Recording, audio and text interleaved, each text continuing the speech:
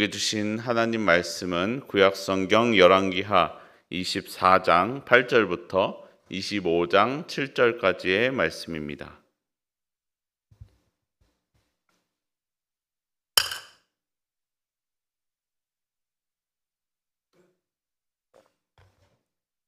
열왕기하 24장 8절부터 25장 7절까지의 말씀, 저와 여러분이 한 절씩 교독하겠습니다.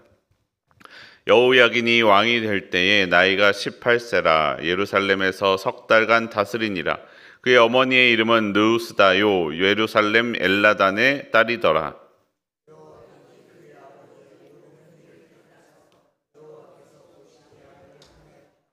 그때 바벨론의 왕 느부갓네살의 신복들이 예루살렘에 올라와서 그 성을 에워싸니라.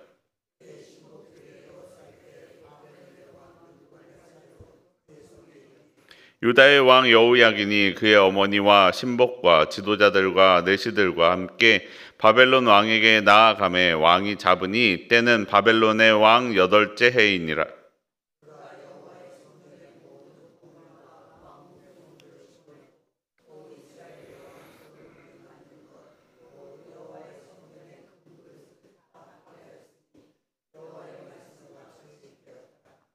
그가 또 예루살렘의 모든 백성과 모든 지도자와 모든 용사 만명과 모든 장인과 대장장이를 사로잡아 가매 비천한 자 외에는 그 땅에 남은 자가 없었더라.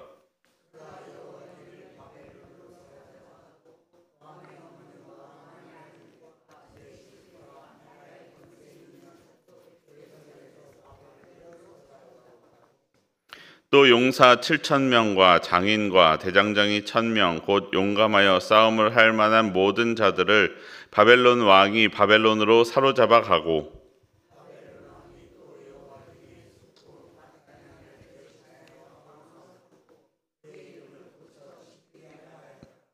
시드기야가 왕이 될 때에 나이가 21세라 예루살렘에서 11년간 다스리니라.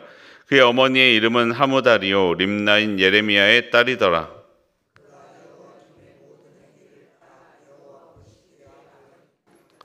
여호와께서 예루살렘과 유다를 진노하심이 그들을 그 앞에서 쫓아내실 때까지 이르렀더라. 시드기야가 바벨론 왕을 배반하니라.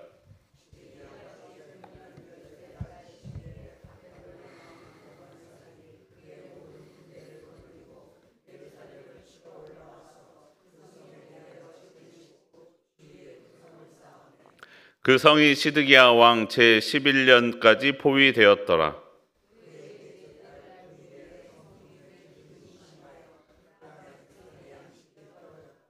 그 성벽이 파괴됨에 모든 군사가 밤중에 두 성벽 사이 왕의 동산 견문길로 도망하여 갈대아인들이 그 성읍을 에워쌌으므로 그가 아라바 길로 가더니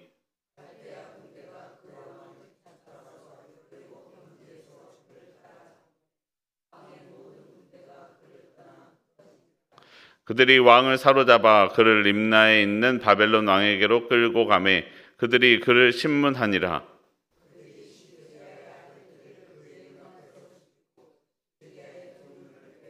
놋사슬로 그를 결박하여 바벨론으로 끌고 갔더라.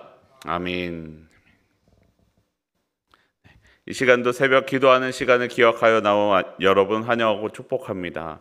우리의 기도 가운데 하나님의 응답이 있습니다. 기도해야 응답 받을 수 있습니다. 모두 다 응답 듣고 돌아가는 시간이 되기를 바랍니다. 여호야긴은 18세의 왕이 되었습니다. 그리고 3개월간 유다를 다스렸습니다.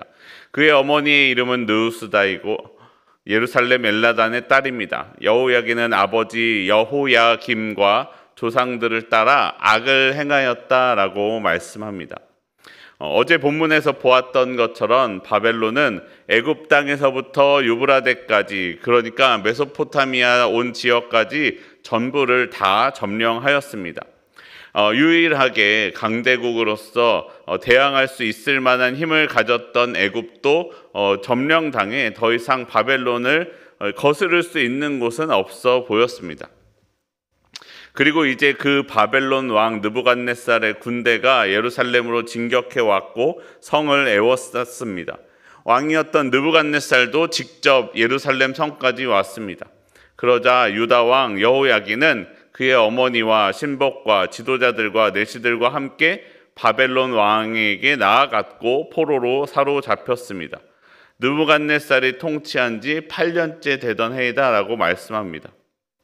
느부갓네살은 여호와 성전의 모든 보물과 왕궁의 모든 보물을 다 꺼내갔습니다.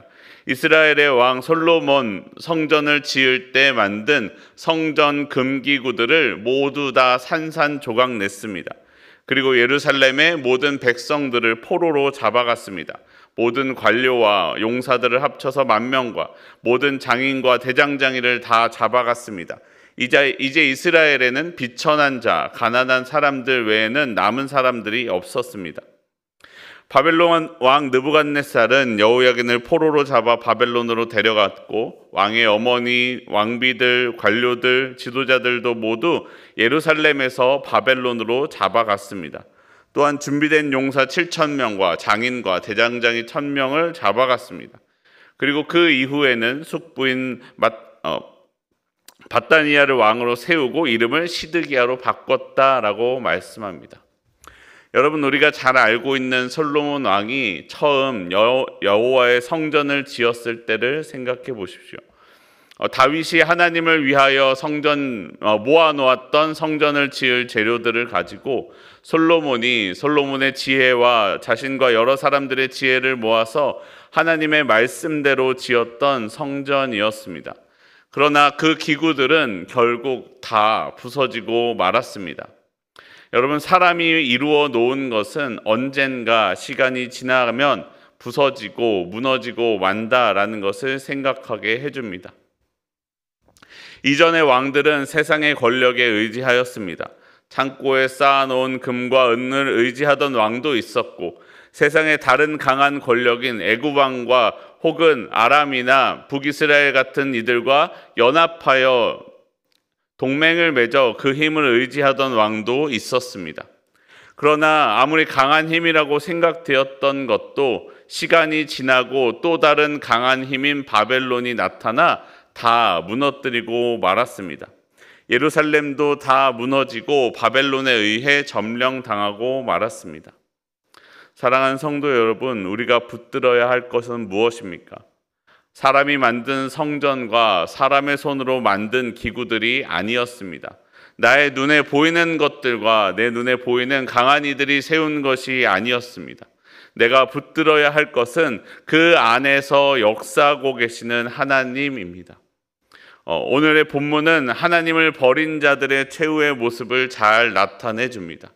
우리가 세상을 의지하면 세상의 종이 될 것이다 라고 말씀하고 계시는 것입니다. 여러분, 하나님만 붙드시기를 바랍니다. 하나님만이 변하지 않으시고 흔들리지 않으십니다. 저와 여러분의 굳건한 반석이 되어 주십니다. 내가 하나님을 붙들고 예수님께 붙어 있을 때에 나도 흔들리지 않을 수 있음을 기억하기를 바랍니다. 그 하나님을 붙들고 오늘을 살아가는 저와 여러분의 삶이 되기를 바랍니다. 여호야긴이 잡혀간 후에 바벨론 왕에 의하여 여호야긴의 숙부였던 맏다니아가 왕이 되었습니다. 그의 어머니인 림라인 예레미야의 딸인 하무달이었습니다.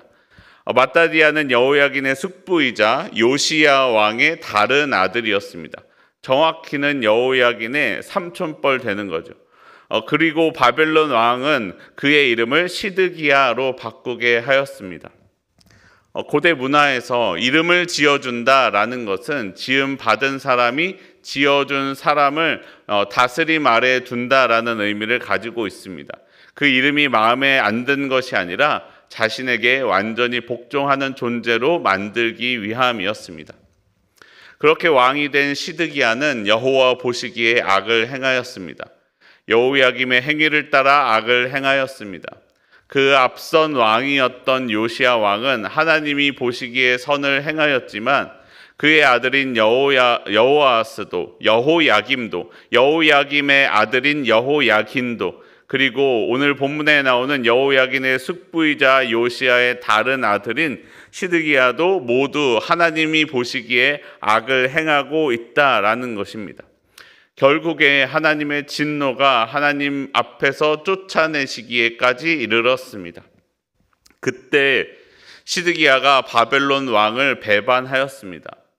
본문에 정확하게 나오지는 않지만 선지자 예레미야는 예레미야 27장에서 말씀하는 것처럼 바벨론을 섬기는 것이 하나님의 뜻입니다라고 경고하였습니다. 하지만 시드기야는 그 말씀을 듣지 않았습니다.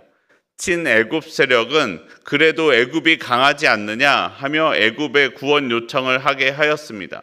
함께 동맹하여서 바벨론에 대항하기 위하여 모였던 사람들 암몬과 모압과 에돔이 함께 동맹을 맺고 바벨론에 저항하고자 하였습니다. 이 모든 것은 정치적인 것으로 보이기도 하지만 계속적으로 하나님 앞에 죄를 범하였던 예루살렘과 남유다에 대한 진노의 결과라고 할 수 있습니다. 결국 시드기야 왕 제9년 열째 달 10일에 바벨론의 왕 느부갓네살이 그의 모든 군대를 거느리고 다시 예루살렘으로 치러 올라왔습니다. 그 성을 둘러싸고는 토성을 쌓았습니다. 시드기야는 제11년까지 2년간 포위되어 있었습니다. 그리고 결국 그해 넷째 달 9일에 성 안에 기근이 심하여 백성들의 양식이 떨어졌습니다. 성벽도 파괴되었습니다. 예루살렘에 있던 모든 군사는 밤중에 성벽 사이 왕의 동산 견문길로 도망하였습니다. 바벨론의 군사에 포위되었기에 아라바 길로 갔다라고 말씀합니다. 그들은 여리고를 지나서 요단강을 건너 바벨론에게 함께 저항하였던 모압과 암몬 땅을 향하여 가고 있었던 것으로 보입니다. 하지만 바벨론의 군대가 그 왕을 쫓았습니다. 여리고 평지에서 시드기야를 따라잡았고 왕의 모든 군대는 그를 떠나 흩어졌습니다. 그들은 시드기야 왕을 잡아 림나에 있는 바벨론 왕에게로 끌고 가서 시드기야를 신문하였습니다. 시드기야가 보는 앞에서 그의 아들들을 죽이고 그 시드기야의 눈을 빼고 청동사슬로 묶은 후에 바벨론으로 끌고 갔다라고 말씀합니다. 시드기야가 오늘 본문 가운데 바벨론을 배반하였습니다. 바벨론을 섬기라라는 예레미야 선지자의 경고를 듣지 않았습니다. 그는 하나님의 말씀을 듣지 않은 것입니다. 그는 하나님의 말씀보다 굳건한 예루살렘 성과 자신을 지원해 줄 동맹국들, 그리고 혹시 다시 일어날 수 있는 애굽의 지원을 의지하고 있었습니다. 여러분, 바벨론이 얼마나 강대국입니까? 심지어 애굽까지도 점령할 만큼 아주 크고 강한 나라인데, 그런 크고 강한 나라로부터 2년간 버텼으면 그 역시 얼마나 크고 단단한 좋은 요새였는지를 알 수 있습니다.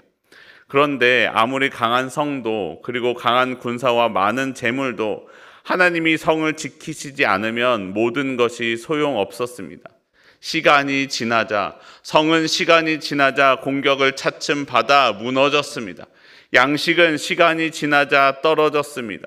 군사들은 시드기야를 지키는 것처럼 보였지만 정말 둘러싸여서 위험에 처하자 시드기야를 버리고 다 도망하였습니다. 세상의 어떤 것도 결국 그를 지켜주지 못하고 있는 것입니다. 사랑하는 성도 여러분, 다시 한번 말씀드립니다. 하나님을 붙드셔야 합니다. 하나님이 나를 붙들어 주셔야 내가 나의 중심을, 나의 삶을 지킬 수 있다라는 것입니다. 하나님의 말씀이 우리 가운데 있습니다. 그 하나님의 말씀에 의지하며 하나님을 붙들어 하나님의 마음에 합한 자로 내 삶을 가꾸어 갈 때에 하나님께서 나를 붙드사 나를 흔들리지 않도록 함께 하실 것입니다. 그 하나님과 함께 내 삶을 가꾸어 나아가는 저와 여러분의 삶이 되기를 소원합니다. 우리 함께 기도하겠습니다. 우리를 붙들어 주시는 하나님 감사합니다. 나는 세상의 어떤 것을 의지하여도 흔들릴 수밖에 없는 존재임을 고백하오니 주님께서 나를 붙들어 주시옵소서. 때로는 내가 눈앞에 있는 물질의 권력의 욕심에 넘어갈 때도 있지만 주여 나의 마음을 새롭게 하사 다시 오직 주님만을 붙들게 하여 주시옵소서. 주님만을 붙들어 이 흔들리는 세상 가운데에서도 흔들리지 아니하고 중심을 잡아 바로 살게 하여 주시옵소서. 오늘도 내 삶에 살아 역사하시는 우리 주 예수 그리스도의 이름으로 기도합니다. 아멘.